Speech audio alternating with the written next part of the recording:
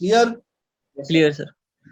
Okay भाई, तो बहुत बड़ा चीज आप लोगों ने अभी सीखा है, और वो है एपीसी बॉयलर के इंटरलॉक्स। इंटरलॉक्स क्या क्या सीख लिए? आईडी, पीए, एफडी, कोएफिशिएंट सीख लिए। बच गया मेरा फीड पंप।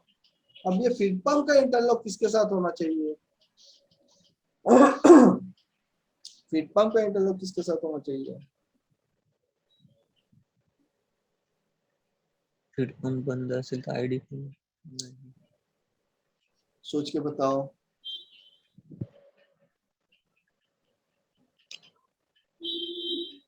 फीड पंप का इंटरलॉक किसके साथ होना?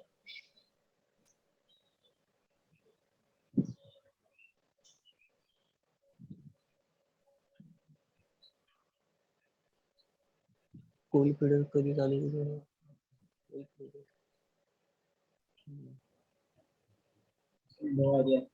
फीड पंप का इंटरलॉक किसके साथ होना चाहिए, क्या लगता है? बॉयलर फीड पंप क्या कर रहा है? आपका पानी ले रहा है, पाणी कहाँ दे से? कोल पानी फीडर कहाँ से ले रहा है? कहाँ से ले रहा है? डिएरेटर से। डिरेटर सर। तो आपका फीड पंप का इंटरलॉक होना चाहिए डिएरेटर लेवल के साथ। हाँ डिएरेटर लेवल अगर लो हो जाएगा हाँ तो फीड पंप खत्म, है ना? खत्म। तो डिएरेटर लेवल नॉट लो। देखो, deaerator level not very low. अगर डिएरेटर लेवल लो हो जाता है तो फीड पंप तो फीड क्या पंप होना बंद चाहिए? होने। नहीं चलना चाहिए, या फिर ट्रिप कर जाना चाहिए। तो स्टार्टिंग में भी है, ट्रिपिंग में भी है। अगर डिएरेटर लेवल लो है तो वो चलेगा नहीं, और अगर लो हो जाता है बीच में रनिंग टाइम पे तो वो ट्रिप भी कर जाएगा, है ना? और बाकी फीड पंप का जो नॉर्मल है वो तो आपका रिमोट मोड होगा ही होगा। आपका सक्शन वाल्व खुला होना चाहिए, डिस्चार्ज वाल्व बंद होना चाहिए। उसमें इंटरलॉक्स देते नहीं है, या डिस्चार्ज वाल्व के और सक्शन वाल्व के साथ दे भी सकते हो। ठीक है, अगर आप ऑटोमेटिक ड्रम लेवल। सक्शन ये कर रहे हो तो फिर कर सकते हो। ड्रम लेवल के साथ इंटरलॉक्स नहीं देते, ठीक है, क्योंकि ड्रम लेवल आपका अगर हाई हो जाता है तो आईडी ट्रिप कर जाता है, और आईडी ट्रिप करता है तो फिर आपका बॉयलर ट्रिप कर जाता है। तो ड्रम लेवल के साथ बीएफटी का इंटरलॉक दिया नहीं जाता है। ओके। और नहीं रहता है नॉर्मली, ये ऑपरेटर के ऊपर है वो कैसे मेंटेन करता है। और फीड पंप का वाइंडिंग टेम्परेचर के साथ इंटरलॉक रहता है।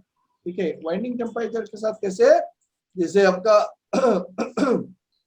कोई भी पंप है उसका जो वाइंडिंग टेम्परेचर है या फिर बियरिंग टेम्परेचर है, अगर क्रिटिकल पंप है, बड़ा पंप है, तो फिर बड़ा मोटर है, तो उसके drive side non drive side दोनों साइड का जो टेम्परेचर होगा बियरिंग का और वाइंडिंग का, उसके साथ ट्रिपिंग देते हैं। ओके।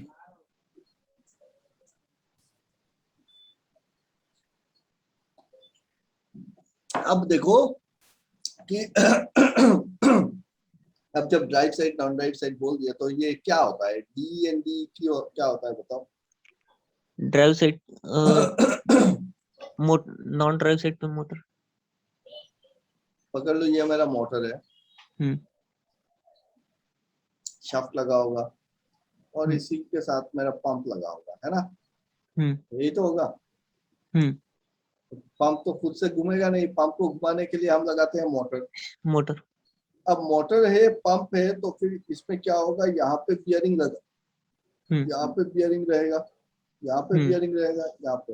अब मेरे को बताओ 1 2 3 4 ड्राइव साइड कौन सा, नॉन ड्राइव साइड कौन सा? अगर मैं बोलूं कि मोटर ड्राइव मोटर, मैं पहले बोल रहा हूँ motor drive and bearing temperature, क्योंकि आपको टाइम समझ में आना पड़ेगा, है ना? आप जब कहीं पे जाके एक्सप्लेन कर रहे हो या फिर आप जब रिपोर्ट कर रहे हो, किसी को बता रहे हो, तो ऐसे नहीं बोल सकते मोटर का जो इस साइड का जो बियरिंग है, उस साइड का जो बियरिंग है, ऐसे थोड़ी ना बोलोगे। हाँ, 2 नंबर का आप हो सकता है कि किसी को वाकी टोकी में बोल रहे हो, अरे मोटर का ड्राइव एंड का बियरिंग चेक करो, नॉन ड्राइव का चेक करो, या फिर कुछ भी इस टाइप से कमांड आपको मिल भी सकता है, आप कमांड दे भी सकते हो। तो अगर आपको पता नहीं है कि ड्राइव एंड कौन सा है, नॉन ड्राइव एंड कौन सा है, और क्या बोल रहे हो, तो फिर समझ में आएगा नहीं। दूसरा चीज ये है कि अगर आपका वो, अच्छा कुछ कहना वाला था, भूल गया। तो ये हो गया मेरा drive and, motor drive and bearing. तो मोटर ड्राइव एंड बोलने से कौन सा होगा, 1 2 3 4 में से कौन सा दो है? 2 number drive and, 2 number drive and, 1 number non drive and. 1 number हो जाएगा नॉन ड्राइव एंड, 2 नंबर होगा ड्राइव एंड, ड्राइव। ठीक है। और पंप के केस पे 3 number drive and, 4 number non drive. Exactly. तो ये रहा पंप का 3 नंबर ड्राइव एंड और 4 नंबर हो जाएगा नॉन ड्राइव एंड। तो हम लोग क्या बोलते हैं, डी एंड डी है ना। तो हाँ, drive and side, non drive and non side. Drive and side. तो यहाँ का टेम्परेचर, यहाँ का टेम्परेचर, इसका टेम्परेचर, इसका टेम्परेचर बहुत जरूरी है। अगर यहाँ पे कुछ भी गड़बड़ हो रहा है, लुब्रिकेशन कम हो गया, जो बियरिंग है वो सीज हो गया, कुछ भी हो रहा है, तो फिर आपको क्या होगा, टेम्परेचर बढ़ेगा वहां पे, और टेम्परेचर से आपको पता चल जाएगा। तो इसी के साथ हम लोग क्या करते हैं, ट्रिपिंग देते हैं। देखो, feed pump winding temperature not high. अगर फीड पंप का वाइंडिंग टेम्परेचर हाई है, वाइंडिंग मतलब जो मोटर का हम्म वाइंडिंग है ना, पंप का थोड़ी ना वाइंडिंग, तो मोटर वाइंडिंग टेम्परेचर हाई है तो फिर नहीं चलना चाहिए। Feed pump non drive and, non drive and bearing temperature not high. तो फीड पंप का जो नॉन ड्राइव एंड है, ये वाला 4 नंबर, उसका temperature, feed pump drive and bearing temperature not high. तो ड्राइव एंड का बियरिंग टेम्परेचर हाई नहीं होना चाहिए। चलो ठीक है, ये तो समझ लिया भाई कि हाई नहीं होना चाहिए, लेकिन कितना टेम्परेचर पे हाई पकड़ेंगे? कोई भी बियरिंग का मैं बोल रहा हूँ कि हाई नहीं होना चाहिए, तो कितना होना चाहिए? हाई नहीं होना चाहिए समझ लो, लेकिन कितना होना चाहिए, मतलब कितना तक नहीं होना चाहिए? हाई कितने पे बोलो, बताओ।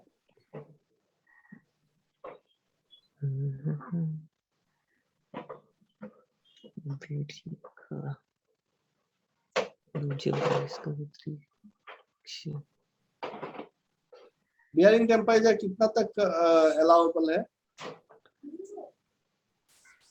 100 डिग्री के ऊपर नहीं जाना, ठीक है। ओके। 110 120 डिग्री सेंटीग्रेड पे ट्रिप, 100 से ऊपर जाएगा बियरिंग का टेम्परेचर, मतलब गड़बड़ है। 100 भी नहीं जाना चाहिए एक्चुअली, ठीक है।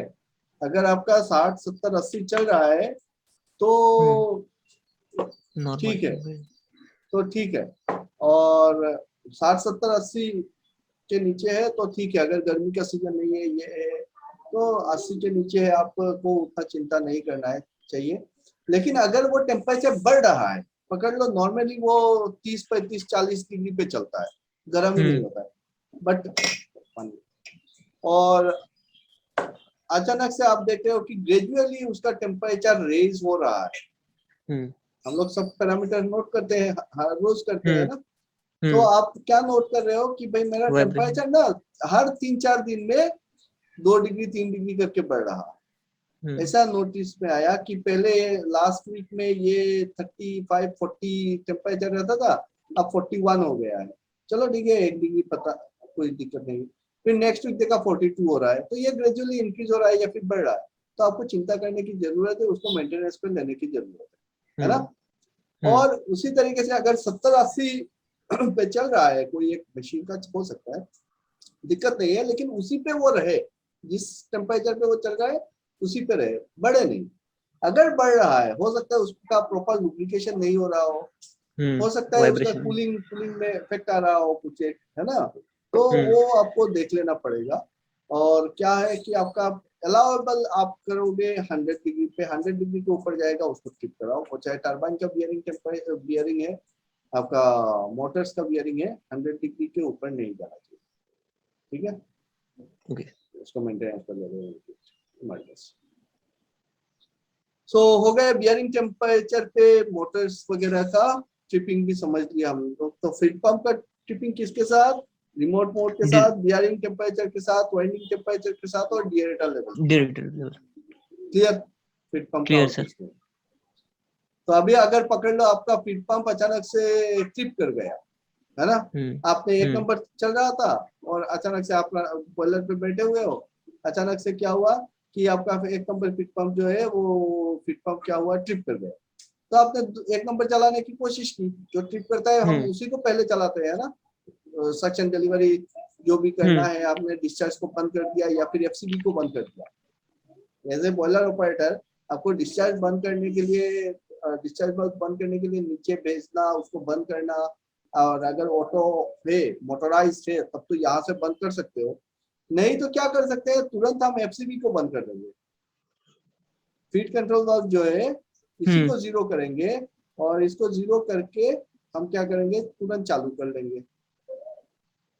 इसको जीरो किए और फीड पंप को स्टार्ट कमांड दिए। जब मैंने स्टार्ट कमांड दिया तो फिर ये क्या हुआ, स्टार्ट नहीं हुआ। तो एक नंबर चालू नहीं हुआ, इधर मेरा ड्राम लेवल तो घटना शुरू हो जाएगा। तो मैं क्या करूंगा, इंतजार नहीं करना है। एक नंबर चालू नहीं हुआ, एक बार कमांड दिया, चालू नहीं हुआ, इसका मतलब चालू नहीं होने वाला है, दूसरा वाला जो स्टैंड बाई है उसको पहले चालू कर लेंगे। अगर ये चालू हो गया तब तो ठीक है, इससे नॉर्मलाइज करके देखेंगे कि एक नंबर पे क्या दिक्कत आया। अगर ये 2 नंबर भी चालू नहीं हो रहा है तो दिमाग में सबसे पहले ये आना चाहिए कि भाई मेरा डीएरेटर लेवल कहाँ है, कितना है। ये डीएरेटर लेवल को देखो, है ना। तो डीएरेटर का लेवल कितना है वो मेरे को देखना है। हाँ भाई 68% तो दिखा रहा है, तो क्यों नहीं हो रहा है। हो सकता है कि आपका डीएरेटर लेवल सही हो, लेकिन जो स्विच से लिया गया है इंटरलॉक, डीएरेटर लेवल का स्विच रहता है और स्विच से देते हैं, हो सकता है वो स्विच काम नहीं कर रहा है, स्विच पे कुछ गड़बड़ हो गया है, तो यहाँ पे इंडिकेशन आपका आ जाएगा रेड, डीएरेटर लेवल नॉट ओके, है ना। हाँ सर। तो आप तुरंत, मतलब देखो इतना टाइम नहीं रहता है बॉयलर में, एकदम तुरंत दिमाग खेलना है। अगर खेल जाता है तो आपका प्लान बचता है, नहीं तो नहीं बचता है, ट्रिप कर जाएगा। तो जैसे फीड पंप चालू नहीं हो रहा है, आपका दिमाग में है कि फीड पंप का इंटरलॉक भाई डीएरेटर लेवल के साथ है, डीएरेटर लेवल के साथ है, तो मैं देख लूं कि यहाँ पे अच्छा डीएरेटर लेवल नॉट ओके तो शो कर रहा है, मेरा नॉट ओके है, तो फिर मैं इंश्योर कर लूं ट्रांसमीटर से कि ट्रांसमीटर कितना दिखा रहा है। ट्रांसमीटर तो दिखा रहा है यार 68.5%, इसका मतलब लेवल लो नहीं है, फॉल्स शो कर रहा है कि यहाँ पे, तो ये इंस्ट्रूमेंट का प्रॉब्लम है ना। अब इंस्ट्रूमेंट वाला अगर होशियार है वो तुरंत आएगा, वो देखेगा नॉट ओके का सिग्नल कहाँ से आ रहा है, उसी चैनल को टाइट वाइट करेगा, फ्यूज चेंज करेगा, कुछ करेगा, हो जाएगा आपका, चल जाएगा। सो ये तो हो गए भाई इंटरलॉक की बात है। अब पूछो, कुछ पूछना है तो इसी के ऊपर, स्टार्टिंग इंटरलॉक, फिटिंग इंटरलॉक, ये वाली सारी बातें हैं। कैसा लगा ये बताओ पहले अभी तक प्रोसेस। बेसिक क्लियर, हाँ बेसिक क्लियर होता जा रहा है, जो मेन बेसिक है वो क्लियर होता जा रहा है। और आप सिस्टमैटिक सिखा रहे हैं सर। और मेरे तो सब कुछ ये सब नया है, तो हाँ हाँ तो मेरे को सर मेरे भी तो जैसे नया है ना, तो थोड़ा अच्छा लग रहा है। हाँ अगर मैं जैसे बोल रहा हूँ दिनेश, अगर ये करते हो, जॉब जिम ज्वाइन करते हो, ठीक है, तो जॉब जिम ज्वाइन करो। मैं बता रहा हूँ कि और बेसिक पे जा पाएंगे, क्योंकि कॉन्सेप्ट बिल्डिंग सेशन जो होता है बेसिक पे जॉब जिम में, वो बहुत ज्यादा इंपॉर्टेंट चीज है। यहाँ पे मैं जैसे बता रहा हूँ ना, अभी भी बहुत सारे ऐसे सवाल है जो मैं कर दूंगा तो फिर आप लोग जवाब नहीं दे पाओगे। जॉब जिम करोगे तो जिंदगी में कोई भी ऐसा सवाल नहीं होगा जिसका जवाब आपके पास नहीं होगा। आप आराम से उसका लॉजिकली आप सोच सकते हो, चीजों को समझ सकते हो। थोड़ा सा टाइम लगता है, 4 महीने का टाइम लेते हैं, इसलिए लेते हैं 3-4 महीना की आपको डिटेल्स में सिखा सके, एकदम जैसे हम लोग क्लास 9-10 में पढ़ते थे वहां से शुरू करते कि भाई प्रेशर क्या होता है, टेम्परेचर क्या होता है, प्रेशर के यूनिट्स क्या होते हैं। आज अगर आप कोई भी एक डिजाइन मैनुअल खोल लो बॉयलर का, ठीक है, आज जाके जो भी आपका बॉयलर का डिजाइन मैनुअल है वहां पे जाके आप देखोगे तो फिर आपको प्रेशर का यूनिट, या फिर टरबाइन खोलोगे तो प्रेशर का यूनिट, एक यूनिट दिखेगा, पकड़ लो डिजाइन की यूनिट है 65 आटा लिखा हुआ। क्या समझ में आया, है ना। टरबाइन में दिया हुआ है 65 आटा, ये आटा क्या है, आटा थोड़ी ना कोई यूनिट हमने देखा है, नहीं देखा। तो ये आटा क्या है, ये प्रेशर है, टेम्परेचर है, क्या है। तो इस टाइप के बहुत सारे, आप कोई भी डिजाइन मैनुअल खोलो, टरबाइन का खोलो, इसका खोलो, तो डिजाइन मैनुअल में हमेशा एक यूनिट यूज करेंगे हम लोग, ATA। तो ये सारी बातें आएंगी आपके जो क्या कहते हैं इसको, heat mass balance diagram, HMBD, उसको समझने के लिए आपको जरूरी है कि यूनिट्स का समझना, टेम्परेचर को समझना।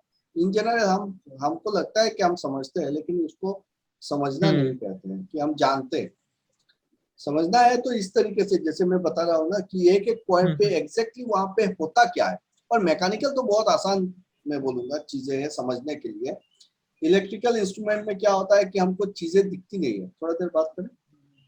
तो इलेक्ट्रिकल इंस्ट्रूमेंट में हमको चीजें दिखती नहीं है, लेकिन मैकेनिकल में क्या है कि हमको सिर्फ इमेजिन नहीं करना पड़ता है, हमको वो उसका फिजिकल चेंजेस दिखता है, आंखों से दिखता है फिजिकल चेंजेस, तो आसान होता है समझना।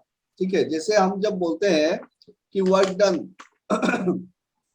डन हो गया, एफिशिएंसी हो गया, या फिर जब आप लोग साइकिल्स के बारे में पढ़ते हो, थर्मोडायनामिक साइकिल्स के बारे में पढ़ते हो, आपका रैंकाइन साइकिल मैंने एक्सप्लेन किया था, तो एग्जैक्टली फिजिकल चेंजेस हो रहा है तो फिर वहां पे हो क्या रहा है, वो चीज को अगर आप बहुत बढ़िया से एनालाइज कर सकते हो तो आप सारे पैरामीटर्स का एनालिसिस कर सकते हो कि कौन सा पैरामीटर मेरे लिए जरूरी है, किस अगर कोई एक फॉल्ट आता है, प्रॉब्लम कब अराइज होता है जब कोई फॉल्ट आता है। ठीक है, जब कभी भी कोई फॉल्ट आया उसका जो एनालिसिस करना है, तो मेरे को कौन कौन से पैरामीटर ऐसे हैं जिसको एक साथ देखना है कि क्या क्या पैरामीटर इंटरलिंक्ड हो सकते हैं वहां पे, वो चीज को समझने के लिए और बेसिक क्लियर होना जरूरी है। The first step towards achieving your dreams is having the right coach. Get the best education with Ontogenesis Automation and make your industrial jobs dreams come true. Download the app now.